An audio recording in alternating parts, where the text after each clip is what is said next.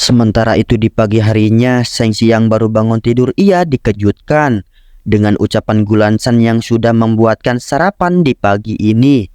Fakta tersebut langsung dibuatkan momen oleh Sengsi, yang dimana dia ini memfoto sarapan tersebut beserta istrinya. Momen seperti inilah yang selalu Sengsi harapkan sejak dulu, sehingga setelah sampai di perusahaannya ia langsung menunjukkan foto tersebut kepada Luinan agar dapat pujian atas pencapaiannya. Bukannya pujian yang dia dapat, Luinan malah mengatakan bahwa ini cuman biasa-biasa saja. Kemudian ada surat undangan untuk Sengsi menghadiri acara pesta keluarga Liu. Namun di sini Sengsi langsung menolaknya. Di sisi lain, Jiai yang menghadiri suatu acara ini ia terlihat tampak kesal setelah kedatangan Gulansan ke tempat ini. Apalagi Liu yang ada di hadapannya terpesona oleh kecantikan Gulansan. Lalu Liu menghampiri Gulansan dan menawari satu gelas anggur. Di sini Gulansan menolaknya. Akan tetapi Liu memaksanya agar Gulansan meminumnya. Fakta tersebut membuat Gulansan segera langsung pergi. Scene berpindah ke Sengsi, di mana ia sedang menunggu kepulangan istrinya lalu menanyakan Gulansan kepada Yesi. Yesi menjawab bahwa Gulansan pergi ke acara keluarga Liu. Ucapan tersebut membuat dia sangat khawatir. Dan benar saja di sini Liu menjatuhkan Gulansan ke tepi kolam karena ulah Gulansan yang selalu menolaknya. Namun dengan kepekaan suaminya ini, ia pun langsung diselamatkan oleh Sengsi yang menghampiri ke tempat ini.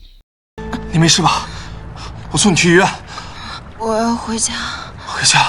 Fakta mengetahui bahwa yang mendorong Gulansan ke kolam renang adalah Liu Jiang. Fakta tersebut berdasarkan bukti yang sudah Panhu lihat dari kamera CCTV di tempat itu. Mendengar ucapan itu, ia pun langsung menghampiri Liu di sebuah tempat. Lalu setelah menemukannya, dia pun langsung menghajar pria itu. Kemudian menegaskan jangan sampai hal itu terjadi lagi. Di keesokan harinya terlihat Panhu dan Sengsi sedang membicarakan tentang masalah Sengsi yang sudah memukul orang. Ia berkata siapapun orang yang ingin menindas Gulansan, orang itu akan berurusan dengannya. Ucapan tersebut didengar langsung oleh Gulansan yang menghampirinya. Namun di sini Gulansan beralasan bahwa dia tidak mendengar karena memakai sebuah handset.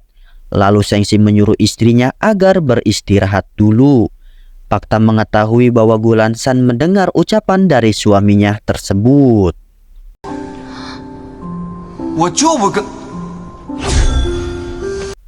Untuk menyiapkan makanan buat sang istri, ia pun membuatkan bubur yang begitu enak. Sengsi yang ingin menyuapi istrinya, ia pun diganggu oleh sebuah telepon dari karyawannya. Namun telepon tersebut langsung diabaikan oleh dirinya, sehingga dia bisa menyuapi istrinya tanpa ada yang mengganggu.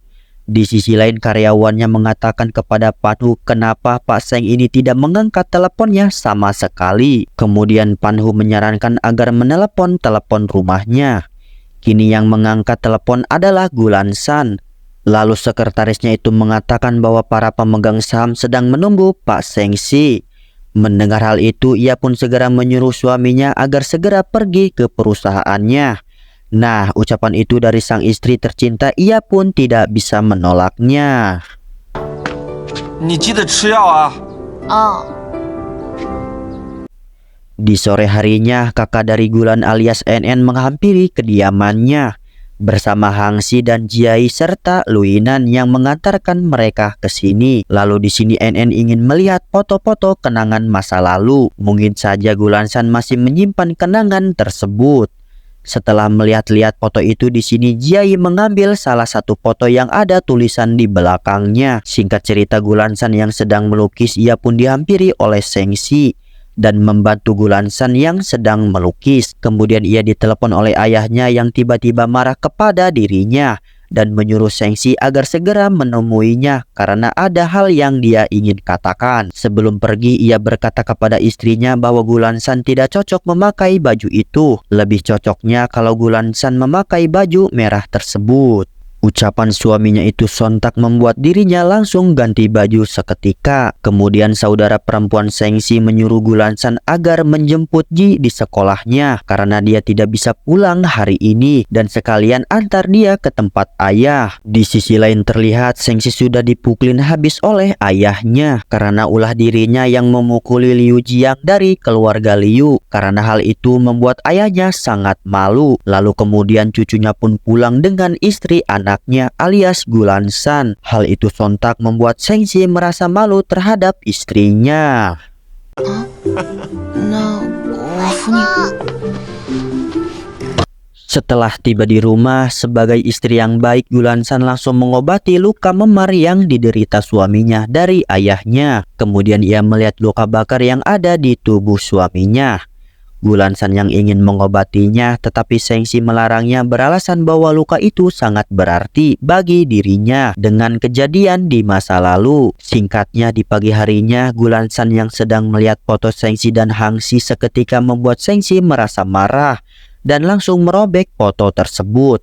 Merasa suaminya kurang ajar, dia pun melawannya dan langsung meninju muka suaminya tersebut. Sengsi mengira pukulan ini adalah pukulan rasa cinta, di mana ia tidak mengalami rasa kesakitan, malahan dia merasa bahagia di saat istrinya meninju mukanya tersebut.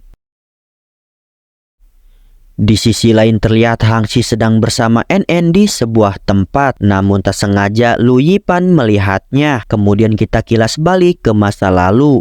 Fakta mengetahui ternyata Lu Yipan memendam rasa benci kepada Hangxi semasa sekolah. Di waktu itu Hangxi melaporkan ke guru bahwa Lu Yipan menyuap salah satu guru untuk mengikuti perlombaan. Nah, di waktu itu hingga sekarang Lu Yipan masih ingin balas dendam kepada Hangxi. Balik ke masa sekarang terlihat Hangxi pergi meninggalkan NN karena suatu pekerjaan. Lu Yipan yang melihat hal itu, ia pun langsung menghampiri NN. Dan mereka berdua pun saling berbincang-bincang tentang prestasinya masing-masing. Namun setelah itu sekretaris dari Lu Yipan meneleponnya dan mengatakan bahwa keluarga Han sudah ada pergerakan. Mulai dari nada bicaranya dan ekspresi mukanya terlihat Lu Yipan ini punya niat jahat, yaitu ingin menggulingkan grup Han dan grup Seng. Scene berpindah ke Gulansan, di mana ia sangat terkejut setelah Pak Su mengatakan bahwa Pak Seng sudah datang ke perusahaan majalah ini. Kemudian Gulansan yang menghampiri Sengsi, ia pun langsung menolak untuk pemotretan hari ini karena muka Pak Seng yang terlihat memar. Namun di sini terlihat Pak Seng tetap ingin pemotretan itu dilanjutkan. Setelah pemotretan dimulai terlihat Yesi merasa heran. Kenapa dari tadi Pak Seng ini selalu melirik Gulansan? Kemudian Sengsi meminta agar pemimpin redaksi Gu itu untuk foto bersamanya. Hal itu seketika membuat Gulansan terkejut. Alangkah lebih terkejutnya lagi yaitu ketika Sengsi mengatakan bahwa ia ingin berfoto dengan istrinya. Hal itu sontak membuat semua orang di tempat ini dibuat terkejut tentang perkataan Pak Sengsi.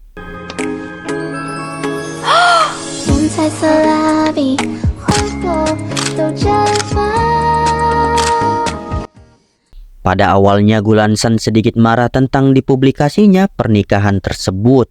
Namun Sengsi menjaminnya bahwa setelah ini tidak akan berubah sedikit pun dari kehidupannya. Yang pastinya dari sekarang ini tidak ada seorang pun yang berani menindas istrinya lagi. Kemudian ia memberikan kartu khusus milik Nyonya Seng kepada Gulansan.